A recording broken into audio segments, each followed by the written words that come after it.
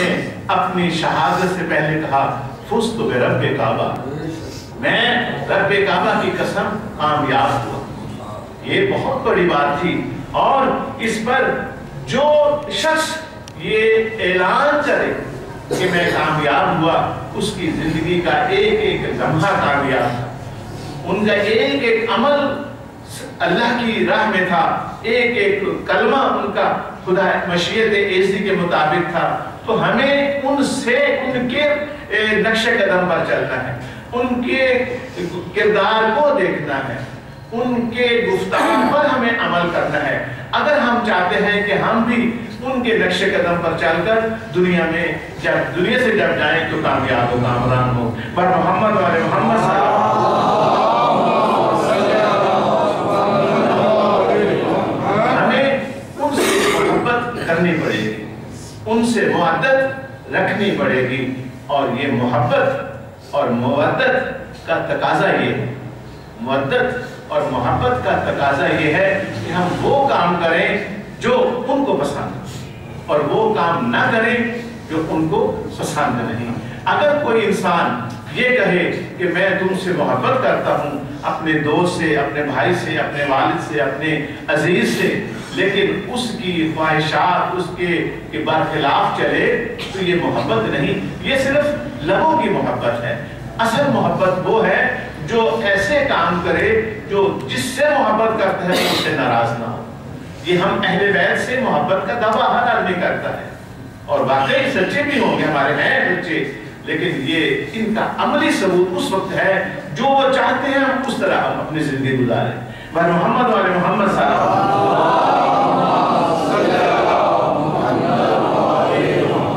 پیغمبر خدا نے اپنی پاک زبان سے فرمایا الحق مع علی وعلی مع الحق۔ پروردگارہ، آپ فرماتے ہیں کہ پروردگارہ آدر الحق کا ہے سودارہ علی، حق کو ادھر موڑ دے جدھر علی موڑے۔ علی حق کے ساتھ ہے، حق علی کے ساتھ ہے، اور پھر دعا فرماتے ہیں کہ پروردگارہ حق کو ادھر موڑ دے جدھر علی موڑے، یعنی علی علیہ السلام کا زندگی کا ہر لمحہ حق ہے، ہر لمحہ ہر عمل حق ہے، اور ایسا فرد دنیا میں آپ کو کہاں ملے؟ اور پھر آپ کا جو گفتار ہے اس کی تصدیق پیغمبر خدا نے اس طرح کی کہ القرآن مع علی وعلی علی مع القرآن، قرآن علی کے ساتھ ہے اور علی قرآن کے ساتھ ہے۔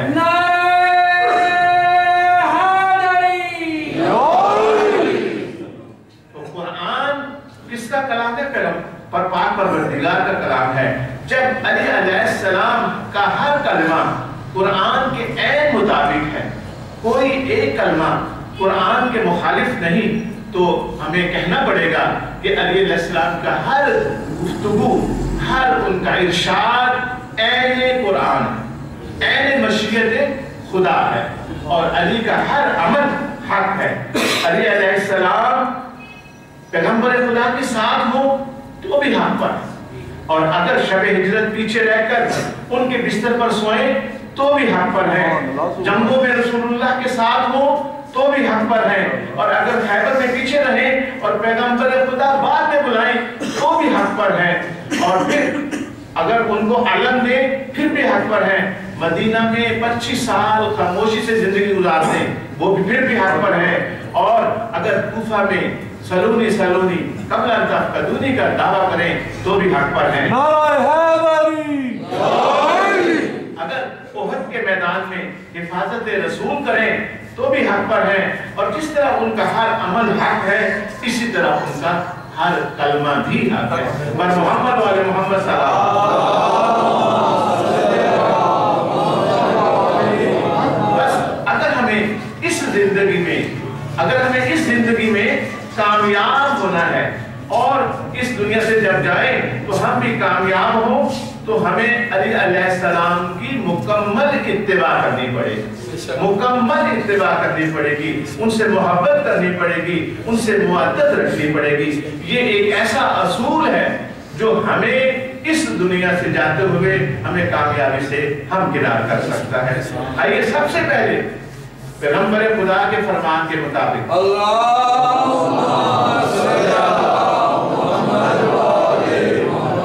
अमीरुल मोमिनीन अलैहिस्सलाम की गुफ्तार के मुताबिक और बाकी आइमा की फरमान के मुताबिक जो चंद असूल, सादा से असूल जो लिखे हैं मैंने, वो मैं आपके सामने पेश करता हूँ। इन्हीं पर हम चंद असूलों पर आज बात करेंगे और बाकी असूलों पर बाद में करेंगे। कामयाब जिंदगी गुजारने के 14 सुनहरी असूल। कामयाब जिंदगी गुजारने के 14 सुनहरी असूल अगर आप अपने जहन में रख लें तो इंशाअल्लाह कोई वजह नहीं कि जब दुनिया से जाएं तो हम कामयाब हो, कामरान ना हो, कभी हो नहीं सकता। पहला बुनियादी असूल, सबसे पहला बुनियादी असूल, जिंदगी गुजारो अहले बैत से मुहब्बत के साथ। जिंदगी गुजारो अहले बैत से मुहब्बत के साथ। वो पूरी जिंदगी कोई लम्हा ऐसा ना हो जब इनसे मुहब्बत और मोहब्बत ना हो। ये जिंदगी का बुनियादी पहला असूल। उसके बाद दूसरा असूल, इल्म हासिल करो महद से लहद। इल्म हासिल करो महद से लहद तक, क्योंकि अगर इल्म नहीं तो मारिफत नहीं, अगर मारिफत नहीं तो खौफ खुदा नहीं।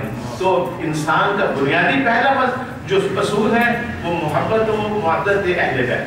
दूसरा इंसान का जो असूल ज़हन में रखे वो इल्म हासिल करे महद से लहद तक। इसका मतलब यह है कि जरूरी नहीं कि एक आदमी एमए तक नहीं पढ़ सका तो वो कहे कि मैं तो अब क्योंकि पढ़ नहीं सका, डिग्री हासिल नहीं कर सकता, लिहाजा मैं दीन का इल्म भी हासिल नहीं कर सकता। ये जरूरी नहीं। आप अपने पास दीनी किताब अपने साथ रखें, अपने बिस्तर पर आपके तकिए के नीचे होनी चाहिए। हर रोज सोने से पहले आधा सफा, एक सफा, 2 सफे, जितना पढ़ सकते हैं आसानी से, जितनी आपकी हिम्मत है उसे पढ़ते रहें। ये पैगंबर खुदा का हुक्म है। तलबुल इल्म फरीज़तुन अला कुल्लि मुस्लिमिन व मुस्लिमातिन। इल्म का हासिल करना वाजिब है, मुस्तहब नहीं। एक चीज है मुस्तहब कि अगर कर ले तो सवाब है, अगर ना करे तो कोई गुनाह नहीं, लेकिन इल्म का हासिल करना तो वाजिब है। तो दूसरा सुनहरी उसूल, इल्म हासिल करे इंसान पूरी जिंदगी महद से लहद तक। तीसरा, जिंदगी गुजारो तकवा के साथ। जिंदगी गुजारो तकवा के साथ। और चौथा, जिंदगी गुजारो खुश अखलाकी के साथ। चौथा असूल, जिंदगी गुजारो खुश अखलाकी के साथ। क्योंकि जब एक इंसान बद अखलाक हो, सारी रात नमाजें पढ़ता रहे, सारा दिन रोजा रखता रहे, लेकिन वो उसका अखलाक बुरा, तो ये नमाजें रोजे उसको कतन कोई फायदा नहीं। पर मोहम्मद वाले मोहम्मद सल्लल्लाहु अलैहि वसल्लम। और पांचवा असूल जिंदगी का, नमाज पढ़ो अव्वल वक्त। नमाज पढ़ो अव्वल वक्त, ये इसकी बहुत ज्यादा ताकीद है। और छठा, जिंदगी में अदल करो हर लम्हे। ये 14 असूल आज हम 5 या 6 तक पहुंचेंगे, बाकी इंशाल्लाह अगले दर्स में इनको मुकम्मल करूंगा। बर मोहम्मद वाले मोहम्मद सल्लल्लाहु अलैहि वसल्लम।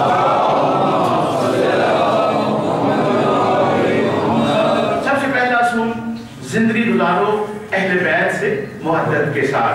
अहले बैत रसूल इस दुनिया में शरीफ तरीन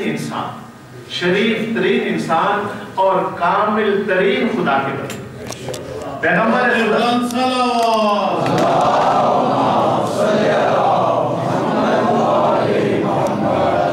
खुदा हजरत मोहम्मद मुस्तफा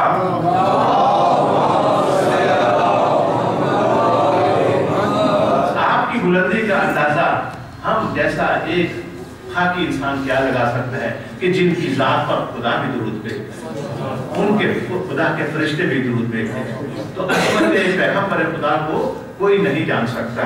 और इसी तरह और